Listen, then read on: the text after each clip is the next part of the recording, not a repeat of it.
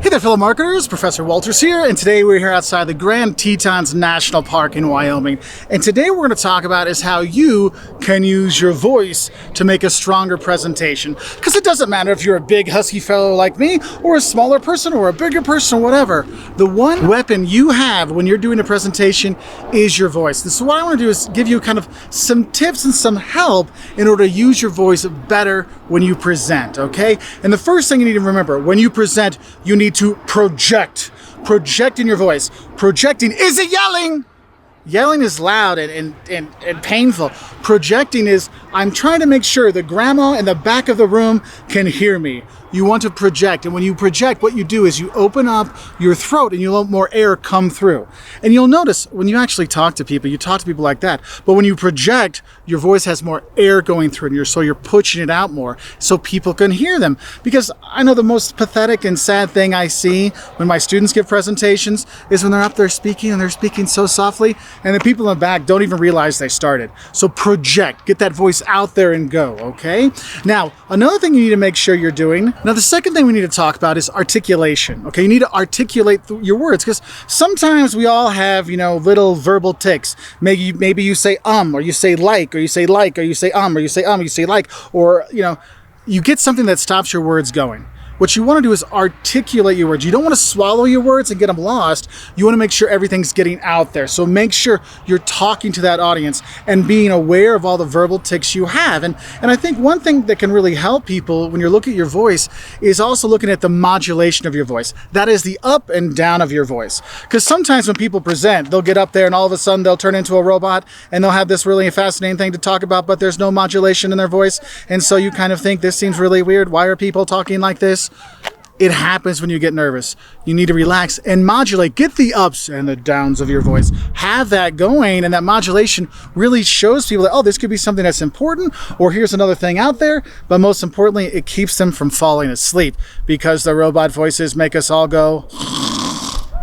So be careful with your modulation. Now, another thing we have to think about is our pronunciation. And this is one of the things. If you're going to be presenting and you're not sure how a word is supposed to be said, make sure you're looking up beforehand, because if you pronounce it totally wrong, what happens is the audience might just focus on, you said that word wrong, instead of listening to what you say. I know I've been in a lot of interviews for people wanting to work where I work, and they'll mispronounce the name of the school I work at. And I'm like, oh, you don't even know how to say the name of the school correctly? Ouch. I don't know if we can get you in here. Like, you didn't even take time to know how to say it.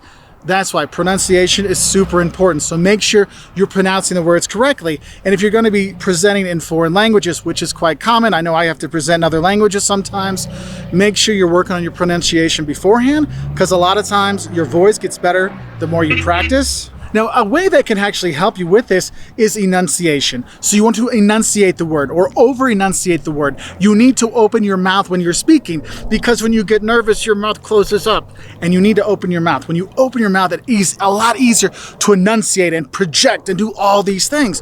So make sure you're doing that. And when you're presenting, yes, sometimes it is like a performance. It is like you're putting more emphasis on certain syllables, because you're presenting to a whole group.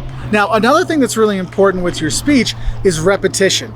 Look, you're not in school anymore, okay? You don't have to say, everyone has to remember everything I say. No, you want your audience to remember what you say. Repeat it again and again and again. When I used to work in Portugal, I always say, I'm teaching at the best economics faculty in Portugal. And all the students got that, because I always said, the best economics faculty in Portugal. So it's kind of a joke. And so people didn't even realize, are we the best economics faculty in Portugal? Or did you just keep saying that? But the repetition of those key phrases and key advice really helps to get hammered home, and so that your audience remembers it, because you want your audience to remember your main points, okay? And then the last thing I want to talk about is speed. Because think about it, the faster I talk, doesn't matter what I say. If I say it really fast, you're like, oh my God, what's Mark saying? He's talking so fast, so it's gotta be really, really important. Is it really important? I don't really know. The speed can really emphasize things. Or if we slow down, that speed, that going back and forth, can really make a big difference in getting your audience to really pay attention, okay? So I hope these tips on using your voice when you present can help you give a great presentation, whether it's for work or school, or just to talk to your grandma on the other side of the room. I wish you all the best, and I'll say bye from here in beautiful Wyoming.